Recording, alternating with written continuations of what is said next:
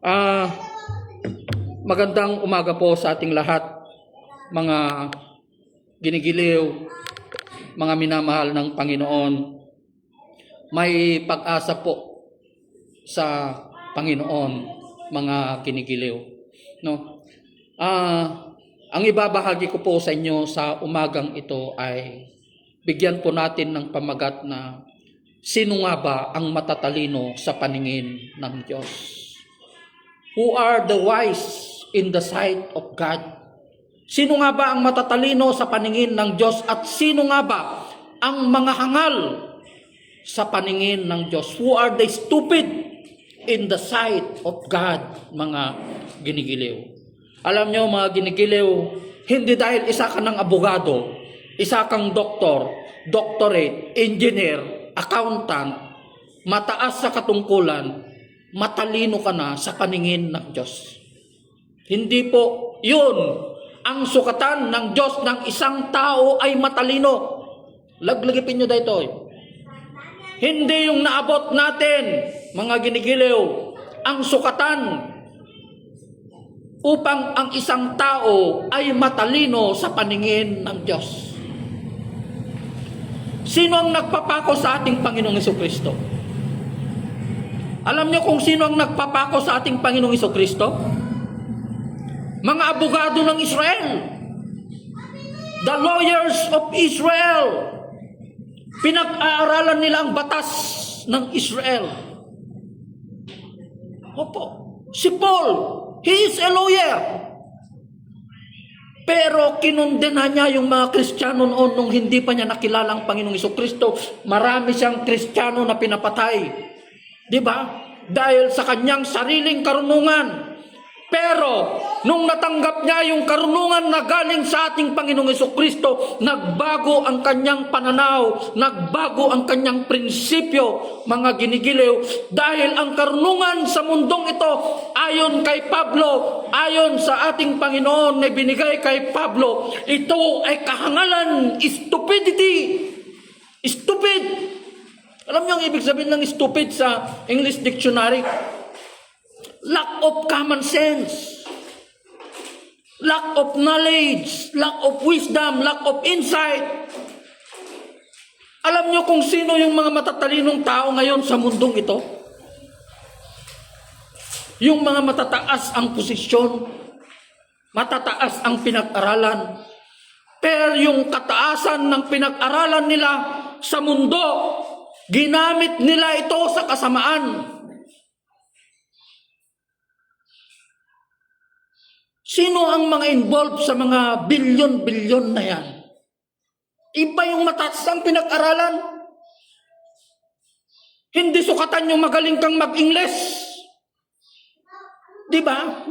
Magaling kang magsalita sa harapan ng tao. Hindi po yun ang sukatan ng Diyos ng katalinuhan ng isang tao. Katulad ng mga nagpapako sa ating Panginoong Jesucristo ng mga abogado, nag-aral ng batas ng Israel. Alam niyo yung Sanhedrin, yun ang Supreme Court ng bayan ng Israel, yung mga Hudyo na yan.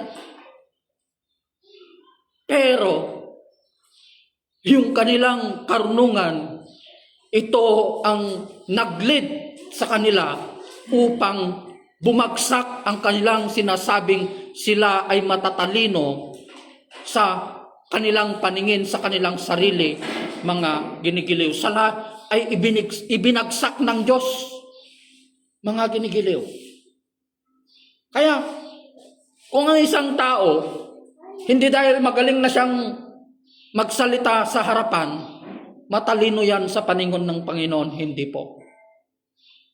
Marami rin yung ang galing magsalita, daldal ng daldal, pero walang kwenta yung sinasabi niya. Walang kwenta. Marites, sabi nila yun, di ba? Kasi walang laman. Gumagawa sila ng kwento na walang katotohanan. Dahil ang katotohanan lamang ay galing sa salita ng Panginoon. Sino ang matatalino naman sa paningin ng Panginoon? Who are the wise in the sight of God? Alam niyo kung sinong matatalino? Kayo, tayo. Bakit? Dahil nasa atin ang kaisipan ni Kristo. And Jesus Christ is the wisdom of God. Kung taglay natin si Kristo sa buhay natin, tayo ang pinakamatalino, daig pa natin ang nag-aral sa anong pinakamataas na pinag-aaralan sa buong mundo? Anong school na yun? Sinulat ko Harvard. Daig pa natin ang nag-aral sa Harvard University. Kasi yung karunungan natin, yung insight na yan, common sense na yan, galing yan sa Diyos. Kaya lahat ng plano natin, ginagabayan ng Panginoon, may patutunguhan. Di ba? May patutunguhan, may direksyon yung plano natin sa buhay. Saan napunta yung karunungan ng mga taong sinasabi nila na matatalino sila, abogado sila? May mga nabilanggo, di ba? Dahil ginamit nila yung karunungan sa mundong ito sa kasamaan. Di ba? Dahil sa kasamaan, ginamit nila sa kasamaan yung karunungan na meron sa kanila. Kaya nga, alam nyo, kahit hindi nakapag-aral yan, kung nagbabasa ka ng salita ng Panginoon, para sa akin mga ginigiliw, mas matalino ka pa sa abogado. Mas matalino ka pa sa isang abogado. Dahil nasa iyo ang pag-iisip ng ating Panginoong Jesucristo. Mga ginigiliw. Kaya, sa mga Hudyo, sa mga taong nawala, ito ay kahangalan. Di ba? Yung sinasamba natin, yung naipako sa krus. Akala na stupid. Tayo daw ay stupid dahil sinasamba natin ang isang tao na naipako sa krus. Yun ang paningin ng mundo sa atin. Di ba? Yun ang sinasabi niya po dito sa Corinthians, mga ginigiliw. No? Sabi niya po sa Korinto,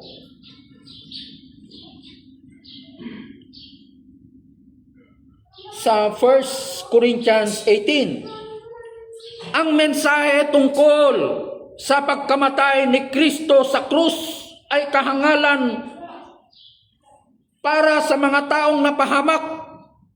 Ito daw ay stupidity daw para sa atin na tayo ay napahamak. Yun ang sinasabi po ng salita ng Panginoon. Ngunit ito'y kapangyarihan ng Diyos. The power and authority of God para sa atin na naligtas, mga ginigiliw. Kaya, ibagbaga ti tao, maag kayo. Alam mo, ti maag, stupid. You are stupid. Yung sinasamba nyo na yan, mahirap na tao na ipako sa krus. Kahangalan para sa kanila yung ginagawa natin, na sinasamba natin ang isang tao, nagkatawang tao na Diyos na ating Panginoong Jesucristo. Marami sinasabi po nila, kahibangan daw yung ginagawa natin. Yung tinataas natin yung kamay natin, nagpupuri tayo, umiiyak tayo. Diba? Aglaglag to tayo. Umiiyak, umiiyak ka. Sabi nila, nahihibang ng mga yan. Born again Christian na yan. Sira ulo ang mga yan. Sinasabi po nila, hangal ang mga yan, stupid ang mga yan. Pero, hindi nila alam. Ito ay kapangyarihan ng Diyos para sa atin na naligtas. Praise God. Na naligtas. Mga ginigiliw. Sabi niya dito sa 19, sapagkat nasusulat, sisirain ko ang karunungan ng marurunong, sabi niya po, at gagawin kong walang saysay ang katalinuhan ng matatalino. Sino ba ang mga gumagawa ng kasalanan na sinasabi ko? Yung mga ipamatatalinong tao, di ba? Ano ngayon ang kabuluhan ng marurunong, ng mga tagapagturo ng kautusan, dagiti adult law, expert of the law, abogado ang sinasabi niya dito. Sa kapanahunang ito, ipinapakita ng Diyos na ang karunungan ng sanlibutan ito ay pawang kahangalan lamang. Stupid.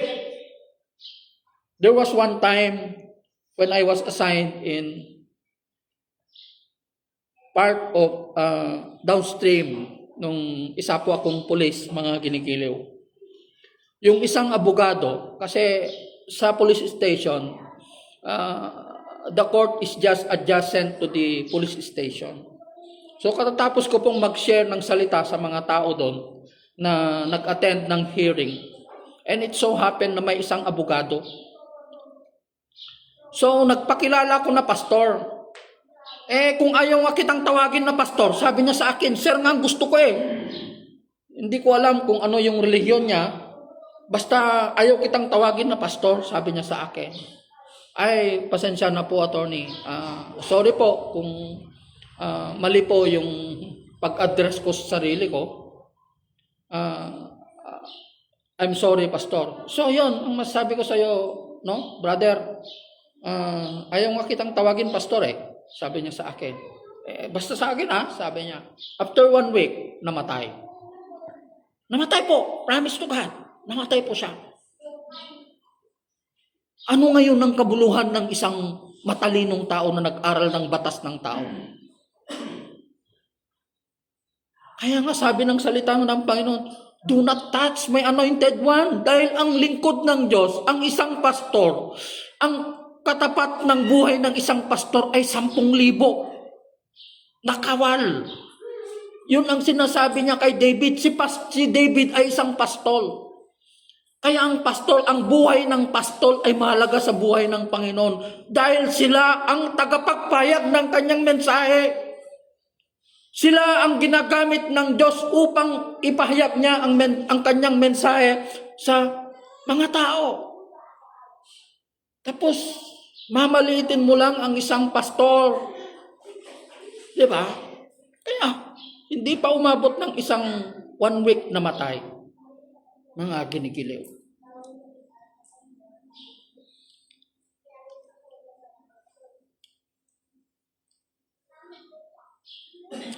Dito po sa 21, sapagkat, sabi niya po, ayon sa karunungan ng Diyos, according to the wisdom of God, hindi niya pinahintulutang siya'y makilala ng tao sa pamamagitan ng kalinang karunungan. Hindi daw pinahintulutan ng Diyos ang matatalinong tao nagsasabi na sila'y matatalino na makilala nila ang Diyos. Yung mga nag-aral ng teolohiya, nag-aral sa Bible school, kung alatang theology. Hindi. Kasi kung lahat ng nag-aaral ng theology galing sa Bible school, nagpastor sana silang lahat, bakit hindi? Yung 50, baka 3 lang ang napili doon. Di po. Yung iba hindi sila nagpatuloy Yung kapatid ko nga, pastor yun may master of divinity pa yon. Natapos niya yung master of divinity, pero hindi naman siya nagpatuloy. Pastor po yun. Nagpastor lang siya ng mga wala pang 5 taon. Wala na, hindi na siya nagpatuloy. Hindi niya sila pinahintulutan na makilala sila sa pamamagitan ng pag-aral ng pagka-Diyos ng Diyos, mga ginigiliw. That is not the guarantee. Hindi yun ang garantiya na kapag nag-aral ka na ng pagka-Diyos ng Diyos ng teolohiya, ay matalino ka na sa paningin ng Panginoon. Kasi yung nag-aral ng pagka-Diyos ng Diyos, ulitin ko na naman, sila pa mismo ang nagpapako sa ating Panginoon. Diba? Sino ang nakakilala sa Panginoon? Sino yung matatalino na sinasabi ng Panginoon? Bulag. Imagine yung isang bulag na kilala niya si Kristo, nakilala niya ang Diyos. Bulag. Jesus, anak ni David, dinedeklara niya yung karunungan ng Diyos, the deity of God. Imagine that, no? Bulag, pipi, mga mangingisda, mga ordinaryong tao, bayarang babae. Yung Samaritanang babae na umaamin sa kanyang sarili na siya ay marumi. Diba? Isang tax collector na dinadagukan niya yung kanyang dibdib na hindi man lang siya makapasok sa loob ng templo. Hindi niya maiangat ang kanyang mukha. Sinasabi niya sa kanyang sarili, dinadagukan niya ang kanyang dibdib.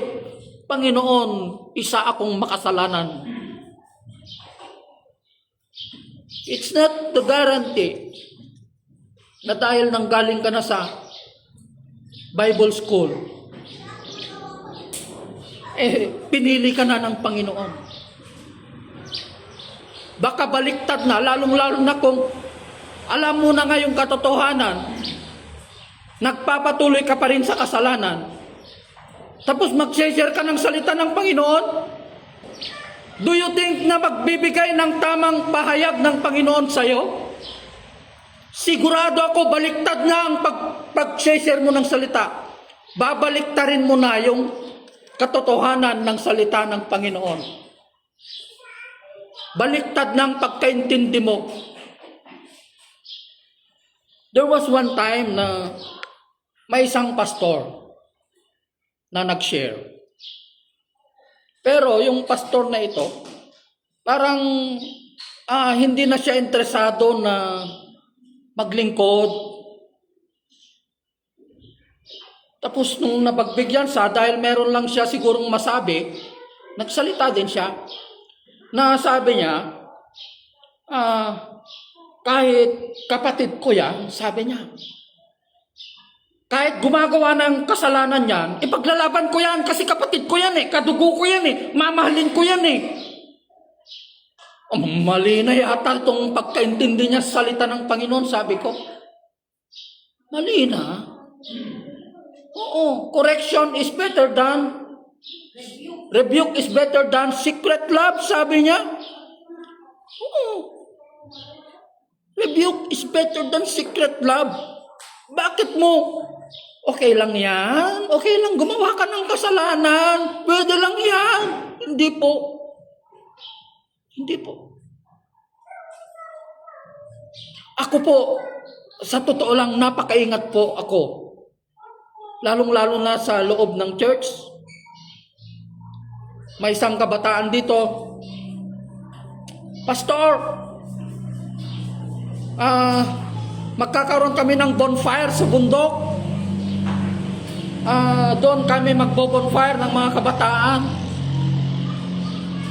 Nireject ko po yung request niya. Nireject ko po. Hindi po tayo nagpaparami dito. Nireject ko po. Kasi maraming mangyayari sa dilim. Once na nagdikit ang katawan ng babae at lalaki, may makokuryente dyan. May makokuryente. Kaya po, bakit kanyayo? Oo. Napapansin nyo? Ako rin ito rin sa akin. Pag may mga pumapasok dito na mag-asawa, kung napapansin nyo, hindi po ko kinakamayan ng babae. Napaka-sensitive ako sa bagay na yan.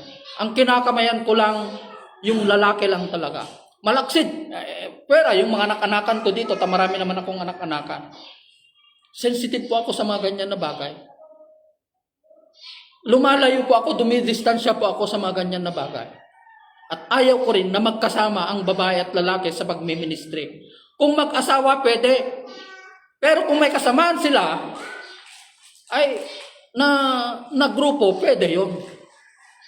Iniingatan natin yun. Yung iglesia ng Diyos. Diba? Kasi, sa akin testimony ko po ito. Ito ang covenant ko sa Panginoon. Kasi dati, womanizer ako. Kaya sabi ko, nung gumawa ko ng panata sa Panginoon, Lord, patayin mo na lang ako kung bumalik pa ako sa kasalanan. Kahit sa pag-inom ng alak, panigarilyo, kasi nagsimula akong manigarilyo when I was only 13 years old. Natanggal ko lamang ang paninigarilyo when I was 40 years old nung nakilala ko ang Panginoon. Natanggal ko yung pag-inom, panigarilyo, lahat ng bisyo ko natanggal ko nung nakilala ko ang Panginoon. Hindi ko na binalikan yung mga bagay na yan. Bakit ko sisirain yung tiwala ng Diyos sa akin? Diba? Bakit ko sisirain yung kaligtasan na natanggap ko sa Panginoon? Mga ginigiliw. Naikwento ko na sa inyo yung New Year sa Kalinga. Hindi, pinoprotektahan ko yung kredibilidad ko sa Panginoon. Yung pamilya ko, nakipagsaya sila, sa salat, doon sila, tapos brum. Lord, bakit ako napunta sa lugar na ito? Sabi ko.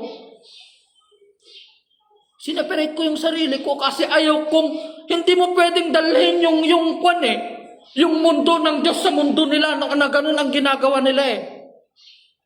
Diba? Mamuhay tayo ng kabanalan.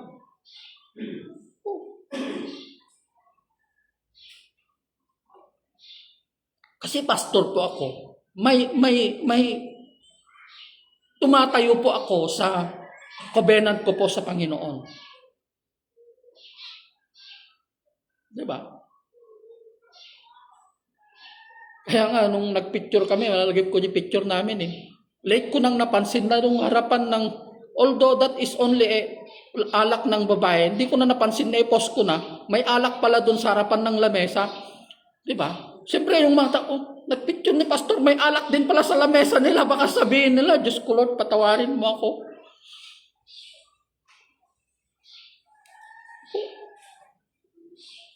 Kaya yun ang sinasabi niya sa Matthew 6:33. Seek first the kingdom of God. Who is the kingdom of God? Jesus Christ is the kingdom of God. And His righteousness. Ano yung righteousness ni Lord? The righteousness of God is the word of God. This is the righteousness of God. Yung mamuhay tayo ng katulad ng ating Panginoong Jesucristo, mga ginigiliw. Diba? Po.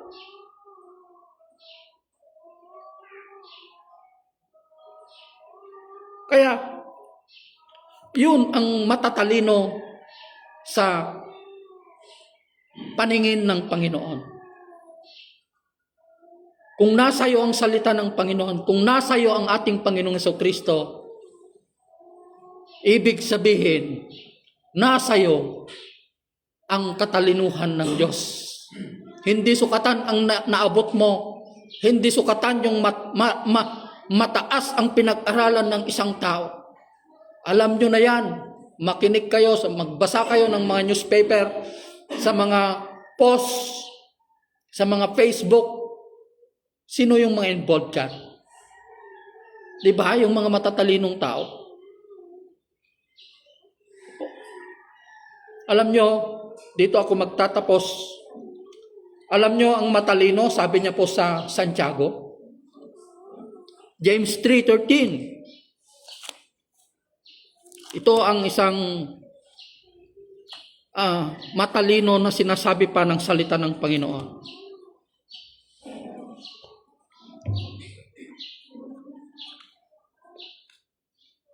Ito ang karunungan na mula sa Diyos, sabi niya po, mga ginigiliw. Sino sa inyo ang marurunong at nakakaunawa? Ipakita niya ito sa pamamagitan ng wastong pamumuhay. Gusto nga panagbiag na bunga ng kapakumbabaan, humility, humbleness. Ngunit kung ang nagkahari sa inyo, sa inyong puso ay inggit at makasariling hangarin. Hindi nyo ba alam ang inggit ay isang klase ng Diyos-Diyosan? Kung ikaw ay naiinggit, ibig sabihin ang Diyos mo ay demonyo. Lalong-lalo na kung ikaw ay Kristiyano. Huwag ninyong ipagmalaki at huwag ninyong ikaila ang katotohanan. Ang ganyang karunungan ay hindi galing sa langit, kundi makaluma at makalaman at mula sa demonyo. Sapagkat saan mang naghahari ang inggit at makasariling hangarin, naghahari din doon ang kaguluhan at lahat ng uri ng masasamang gawa. Di ba? Masasamang gawa. Ngunit ito, mga ginigiliw, ito ang karunungang mula sa langit, heavenly wisdom, insight, wisdom, insight, discernment. Una sa lahat ay malinis, mapayapa, maamo, mapagbigay, puno ng awa, masaganang namumunga ng mabubuting gawa, hindi nagtatangi at hindi nagkukunwari, namumunga ng katuwiran, ang binhi ng kapayapaang itinanim ng taong maibigin sa kapayapaan. Kapag taglay po natin ang lahat ng ito, yung karunungan na mula sa langit, mga ginigiliw, doon mo makikita na yung karunungan na yan ay galing sa ating Panginoong Jesucristo. Magandang umaga po, pagpalain po ang salita ng Panginoon sa ating buhay, mga ginigiliw. God bless everyone.